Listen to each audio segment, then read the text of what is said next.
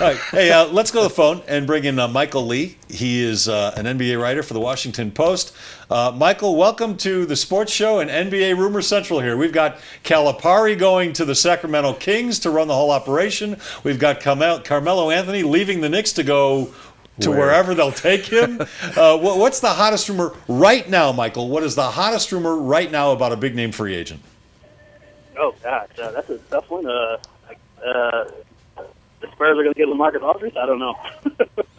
Well, Popovich said today he was not going to call anybody at 12:01 a.m., that if they wanted to join the Spurs, they'd have to wait till he got up out of bed tomorrow. But I think LaMarcus Aldridge is very much interested in the Spurs. I think it comes down to the Spurs and the Lakers. He's not a guy, Michael, and you certainly know more about it than I do, he's not a guy looking for the limelight. He's a Tim Duncan type. He's a guy that will play in a place like San Antonio and try and continue that tradition. Would you agree or disagree or tell me I'm an idiot? I won't say you're an idiot, but I think he definitely wants some more attention than what he's gotten the last 9 years in Portland. I think he's made 4 All-Star teams, and I feel like he feels that there are other players who get much more attention than he does. But I don't think he necessarily cares about where he plays. I think he wants to win at this point in his career, though, because he's only won 1 playoff series in Portland, and he wants to have an opportunity to get a little more notoriety while also winning, and San Antonio provides the best opportunity. You think about it, he played college ball at Texas. He's a Texas native. He grew up idolizing Tim Duncan, and Tim's going to be there for the recruitment session with the Spurs. So I think that if your hero, your idol, comes to you and sits down and says, "Hey, I want to play with you," that's going to be tough to say no to. But the only thing that I think would sway him to not go to San Antonio or the Lakers is that $28 million difference in salary that Portland can offer. For him, he's 30. He'll be 30 years old soon, and to walk away from his last big deal would take a lot. That's why I think you'd only want to go to a place where he can pay off in a championship, and that would be the Spurs more than anybody else.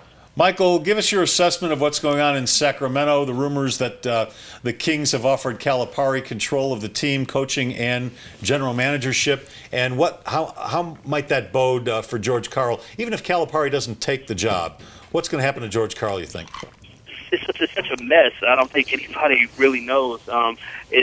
Sacramento has been the most dysfunctional franchise for probably the last 6 or 7 years. They just constantly do crazy things. I mean, you look at DeMarcus Cousins, you understand his frustration of why he wants out of there. Obviously, he's contributed a little bit to that. But I think when you think of the director of the franchise over the years, they've had 5 coaches in the last 5 years. They've already replaced their general manager who fired their last good coach, and Mike Malone. It's just every week there's something new. And you thought that change would occur when the Maloofs left, but it seems like the crazy just stick around in Sacramento. And, Vivek Ranovich is still doing ridiculous moves every week. So I don't think anybody knows what they're doing, and I think it's pretty obvious they don't know what they're doing either. Michael, can George Karl and DeMarcus Cousins coexist? And if not, who leaves? I would pick the player. Usually the player wins out of these situations. With George Karl, I mean, he has a track record, but he also doesn't have a track record of winning championships. DeMarcus Cousins is 24 years old, and he's averaging 24 or 12, which is something that only a handful of players have been able to do at that age.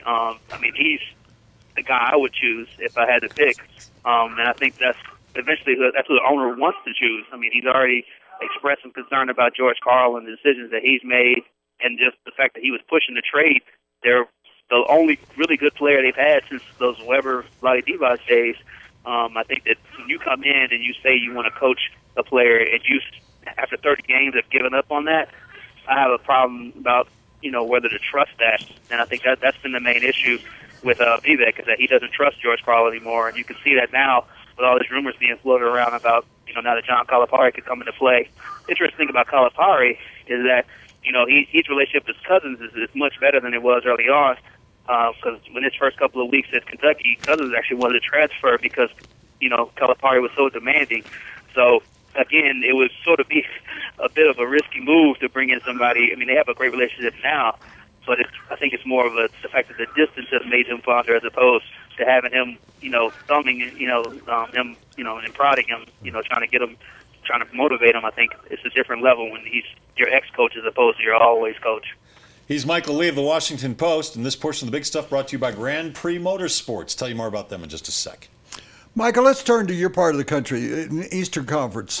Looking post-draft, head to the free agency. We're hearing the free agents are choosing between Los Angeles and San Antonio and Houston, and Jordan is thinking about it. It doesn't seem like anybody wants to go to the Eastern Conference where you actually could have more impact, and Dwayne Wade has just opted out in Miami. What is happening to the Eastern Conference when you consider that, two of the three top players were drafted in the Western Conference? The rich get richer in the Western Conference. Is the Eastern Conference just sitting there trying to figure out what the hell to do? Yeah, I mean, you have so many bad franchises that have hit the reset button so many times in the Eastern Conference. You look at Philadelphia, which seems to be in a perennial rebuild. You look at the Knicks, which just seem to just can't figure out anything. Right now they have money. They have Phil Jackson. They have, opportunities to try to make moves, and you wonder if they're actually going to do it. Because you look over time, in the history of the Knicks, Omari Stoudemire is probably the biggest name free agent that decided to go there over the years.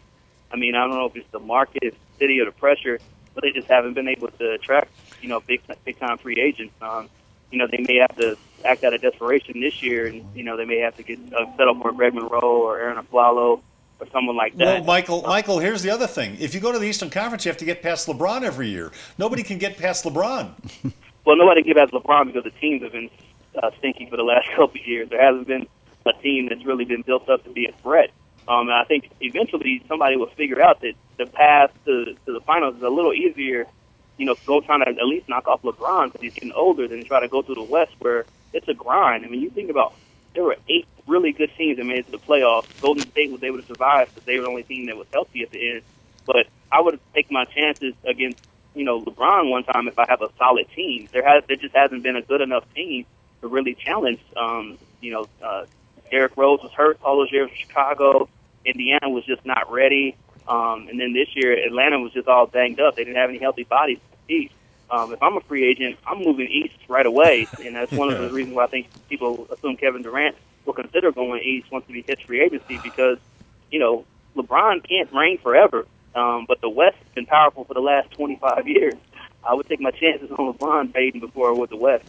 Michael, you made 3 or 4 great observations there, but you sound like my really good friend Kevin Blackistone, that you guys are just sitting there all in your pom-poms and your cheerleading outfit trying to get Durant. Oh, come home, Kevin. Come home, KD. We want you here. But that's why I think you're right. And I would say, because Les is bringing up LeBron, I ask you, Les, would you rather take on King Kong or the entire Jurassic world that's out now? I mean, do you want to take on 15,000 dinosaurs or do you want to take on King Kong? Well, considering he goes to the finals every year, I'd rather take on T-Rex and his buddies. I would too, especially when you consider the fact that LeBron had to stack the deck in Miami with Wade and Bosh to get through those first couple runs, and then last year he had a pretty stacked team as well. I would just, if I'm an Eastern Conference contender, I'm trying to stack my roster with some talent. Hopefully somebody comes over. Yeah. What about the Wizards? I thought the Wizards, they started out good, then they had that bad streak, and there was talk about changing coaches, and then they kind of came along strong, and they had some injury issues like every other team. But are the Wizards on the way? I mean, Durant is from there. Everybody in Washington is holding their breath, hoping that he will come here. But what do you see out of the Wizards next year? I won't say I'm waving pom-poms or hoping or wishing that Durant comes east. That's definitely not the camp that I'm in. I'm not a believer that he's just going to up and leave Oklahoma City if they win a championship next year, decide to come play home. I just don't see that necessarily being at the top of his list. But that being said, I think the Wizards have done a lot, to position themselves to make that stride, going forward. Because they have John Wall, point guard, who's one of the top 5 players in the conference right now. And then you have Bradley Beal in the backcourt, who's really came on strong in the postseason. So they have some interesting pieces with Otto Porter as well. I think what they need to do more than anything is they have to be a little more aggressive in trying to upgrade their roster. I think they are holding out a lot of hope that Kevin Durant comes there next year. And in a lot of ways, they're playing it safe with some of the moves they're probably going to make. They want to bring back Paul Pierce next year. They hope that they can. That they can pay him more than anybody else. But I think it's sort of a risky endeavor because I think the Miami Heat is going to catch them if they're healthy and they can keep Dwayne Wade. You look around the East, there are a lot of teams that could surpass them. Serrano was able to make some moves this summer as well. So I think that there are a lot of teams that could pass them, but I think they need to do something bold this offseason, and right now I don't think they will. Hey, Michael, we really appreciate your time. Michael Lee, I'm sorry, of the Washington Post. And Michael, what's your Twitter handle? Mr. Michael Lee. Okay, that's easy. Michael, we'll talk to you soon, all right? All right, thanks. All right, and that segment of the show brought to you by Grand Prix Motorsports, your source for the original motorcycle. That would be Indian motorcycles. So check out the newest line of Indians at Grand Prix Motorsports, located on County Line in Santa Fe, and that is the lovely Shannon. Looking really good on that motorcycle.